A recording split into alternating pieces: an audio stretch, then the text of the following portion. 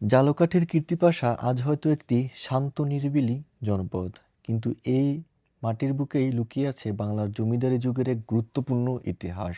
ভগ্ন দেওয়াল, পুরানো স্থাপনা আর নীরব পরিবেশ সবকিছু মিলিয়ে কীর্তিপাশা জমিদার বাড়ি যেন আজও অতীতের সেই সময়ের গল্প বলে যাচ্ছে। আজ আমরা ঘুরে দেখব সেই ইতিহাসের সাক্ষী কীর্তিপাশা জমিদার বাড়ি। কীর্তিপাশা জমিদার পরিবারের আদি বাসস্থান ছিল বিক্রমপুর পরগনার পোড়াগাছা গ্রামে।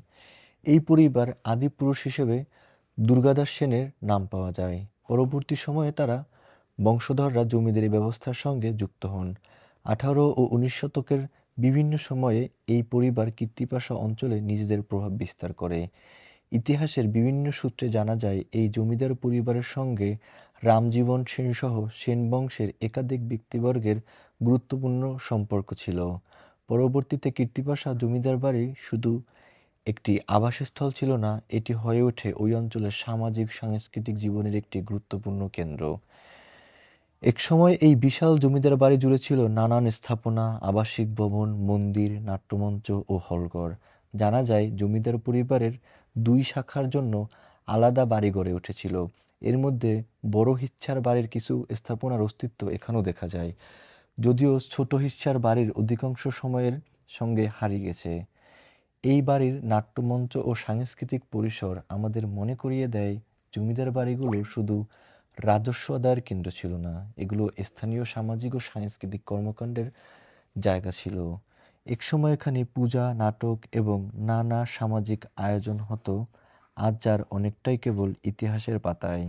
কিন্তু সময় কখনো থেমে থাকে না। যে বাড়িতে একসময় ছিল মানুষের আনাগোনা, উৎসব আর আয়োজন, আজ সেই বাড়ি অনেক অংশই জরাজীর্ণ। কোথাও ভগ্ন দেওয়াল, কোথাও আগাছায় ঢাকা পুরনো স্থাপনা, মূল জমিদার বাড়ি ও দুর্গা মন্দিরের কিছু অংশ এখনো পরিত্যক্ত অবস্থায় রয়েছে। তবে এই ঐতিহাসিক প্রাঙ্গণের কিছু অংশ বর্তমানে শিক্ষা প্রতিষ্ঠান হিসেবে ব্যবহৃত হচ্ছে। জমিদার বাড়ির নাট্যমঞ্চ ও হলরুমের অংশ বিদ্যালয়ের কার্যক্রম চলছে। কীর্তিপাশা জমিদার বাড়ি শুধু ইট-পাথরের একটি পুরনো স্থাপনা নয়, এটি আমাদের অতীত, সমাজ, সংস্কৃতি, জমিদার ব্যবস্থা এবং একটি সময়ের জীবনযাত্রার নীরব সাক্ষী। এই বাড়ির প্রতিটি ভগ্ন দেওয়াল যেন আমাদের একটি প্রশ্ন করে, আমরা কি আমাদের ইতিহাসকে যথাযথভাবে সংরক্ষণ করতে পারছি?